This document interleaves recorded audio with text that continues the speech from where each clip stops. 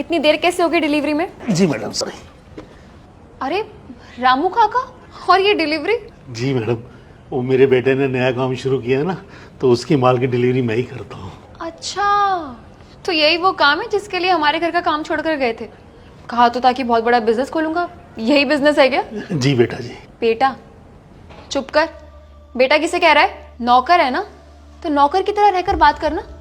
Madam, ma'am साहब, ma'am, इन शब्दों का यूज कर। जी मालकिन। अच्छा तो बता ना, इसी काम के लिए हमारे घर के काम को छोड़कर गया था क्या? जी मालकिन। ओह, हमसे तो कहकर गया था कि बहुत बड़ा बिजनेस खोलूंगा, पैसे कमाऊंगा, नाम कमाऊंगा, ये करूंगा वो करूंगा।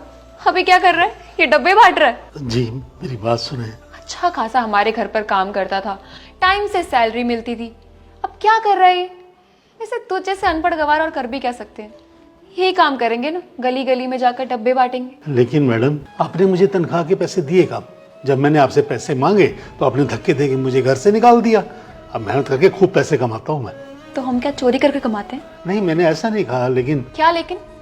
तुझे ना मैंने तब भी सैलरी दी नहीं थी, और आज भी ना इस ऑर्डर के पैसे मैं तुझे दूंगी नहीं। चुपचाप से यहाँ से निकल जा, वरना धक्के मार के निकालना भी मुझे आता है। मेम साहब, ये मेरे बेटे का काम है, ऐसे मत करो। देख, मैं कह रही हूँ शराफत से यहाँ से निकल जा, वरना ना बुरा हो जाएगा बहुत तेरे साथ। नहीं मेम साहब, मुझे पैसे चाहिए। तू ऐसे नहीं मानेगा, निकल यहाँ से। और ये ना अपना डब्बा भी लेकर जाओ, आया बड़ा।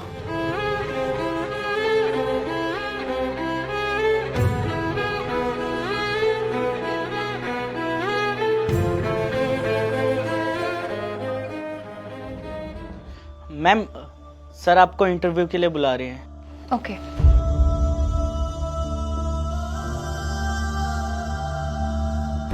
Good evening sir. Good evening. Sir, actually आपकी कंपनी में मैंने एक वेकेंट पोस्ट देखी थी मैनेजर की पोस्ट के लिए, सो मुझे उसी के लिए अप्लाई करना था।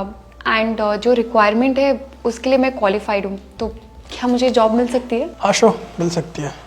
मैं आपका रिज्यूम चेक कर लेता हूँ। रिज्यूमे तो आपका अच्छा है, बट मेरी हाँ के साथ साथ मेरे पार्टनर की भी हाँ की ज़रूरत होगी आपको। हाँ श्योर सर। एक मिनट होल्ड कीजिएगा, मैं बताता हूँ। आनंद, वो स्कॉटलैंड वाला ऑर्डर चला गया कि नहीं अभी? हाँ वो डन हो गया है। वो डन हो गया है? हाँ जा चुका है जी। ओके। मिलिए इनसे, ये हमारी कंपनी में मैनेजर की पोस्ट के लिए आया है। तो मैं बेटा जी कहकर बुलाऊं या मालकिन या मेम साहब? नहीं बता पा रही हो? हाँ, वैसे मैं तुम्हें एक बात बताऊं, मैं कभी भी अनपढ़ गवार नहीं था। I was very much well educated person. परिस्थितियां घर की ऐसी थी कि मैं तुम्हारे घर पर काम करता था, मैं इनके घर पर काम करता था, झाड़ू पोछा और ये फर्श की सफाई।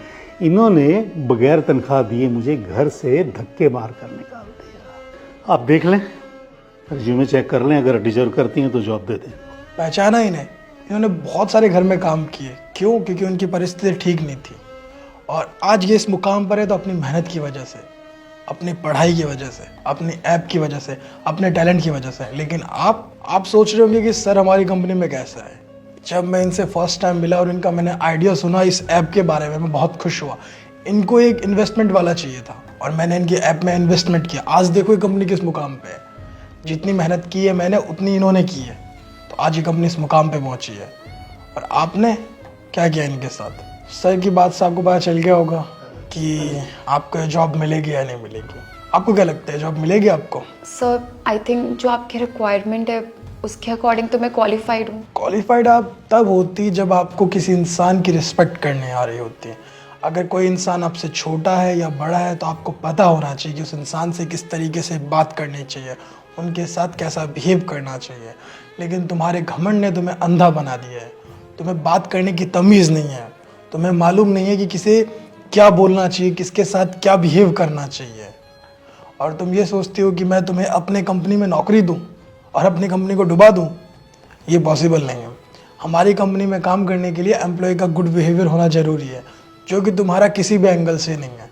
तो सॉरी, मैं तुम्हें ये जॉब नहीं दे सकता। ये जॉब तो क्या, तुम्हें कहीं जॉब नहीं मिल सकती तुम्हारे इस बकवास बिहेवियर के चक्कर में।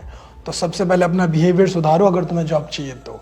और एक इम्पॉर्टेंट बात मैं तुमसे ये कहना चाहता हूँ कि कभी भी किसी की भी बुरी परिस्थिति में उसका मजाक मत उड़ाओ, उसके साथ गलत मत करो, क्योंकि परिस्थिति कभी भी बदल सकती है। तो अगर कभी भी मौका मिले तो आप उसकी मदद करो, ना कि उसको नीचा दिखाओ। आई बात समझ में? चलो अब निकलो। सर पर प्लीज़। आकाश, जी सर। इन मैम को बाहर का रास्ता दिखा दो। Sir get out. ये लीजिए अपना फाइल, निकलिए।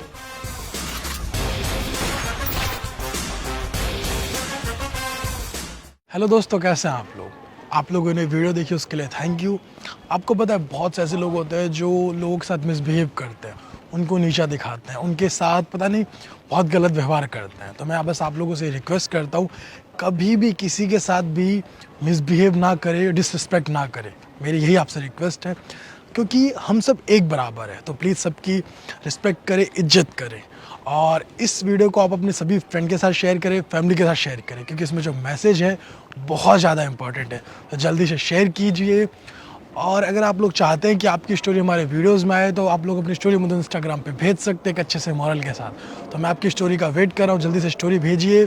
और हमारे यूट्यूब चैनल को सब्सक्राइब करें, हमारे फेसबुक को फॉलो करें। हमेशा ऐसे मुस्कुराते रहे, खुश रहे। Thank you.